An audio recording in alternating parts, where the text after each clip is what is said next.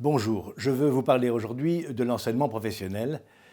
Madame Grandjean, ayant présenté hier devant la Commission des affaires culturelles et éducatives son bilan d'étape de la réforme du lycée professionnel. Elle nous présente 200 mesures, autant dire un inventaire à la Prévert. Il n'y manque d'ailleurs que le raton laveur. Et ceci n'est pas sérieux et n'est pas à la hauteur de l'enjeu que représente l'enseignement professionnel pour le pays.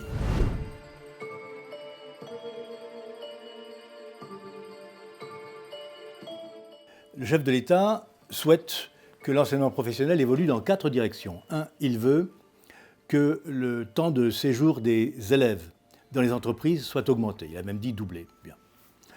Il souhaite ensuite que l'enseignement soit co-assuré par les maîtres de stage et les professeurs de l'enseignement professionnel. Il souhaite, en troisième lieu, que les périodes en entreprise soient valorisées financièrement, gratifiées donc, ce qui est plutôt une bonne chose d'ailleurs.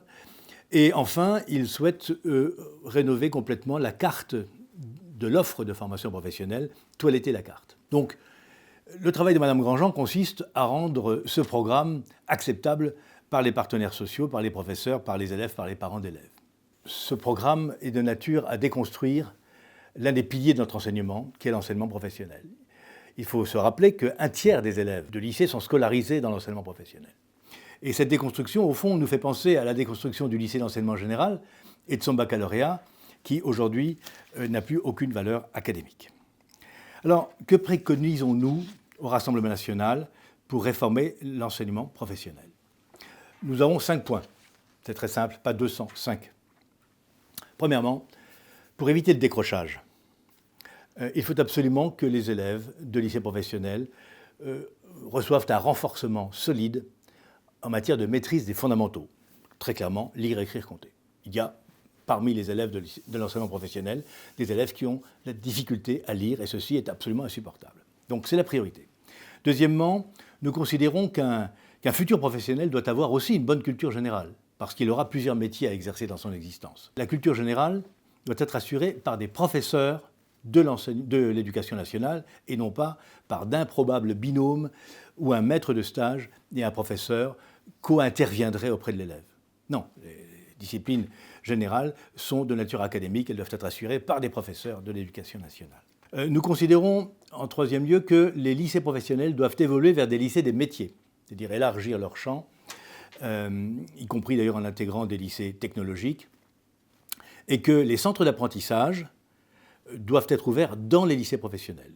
Quatrièmement, les disciplines générales dont je parlais pour la culture générale doivent être enseignées, si possible, dans un tronc commun aux classes de seconde générale, technologique et professionnelle. Cela rehaussera sérieusement le niveau et on ne pourra plus parler d'un enseignement des disciplines générales au rabais, ce qui est absolument scandaleux.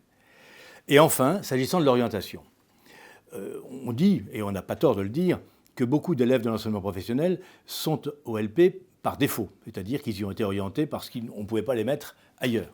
Et ceci est évidemment très dommageable, aussi bien pour les élèves que pour l'institution, que pour l'économie d'ailleurs.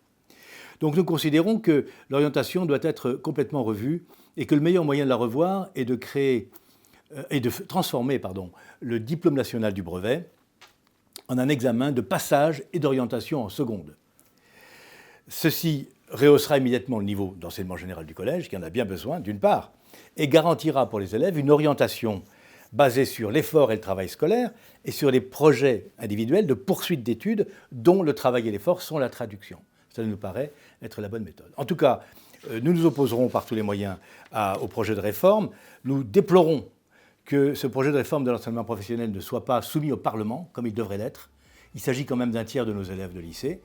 Et là, c'est une réforme à la sauvette qui ne débouchera probablement sur rien de bien nouveau ni bien intéressant pour nos élèves ni pour nos établissements scolaires. Je vous remercie. Pour suivre mon action et les combats que nous menons à l'Assemblée nationale, n'hésitez pas à vous abonner. Alors, à bientôt.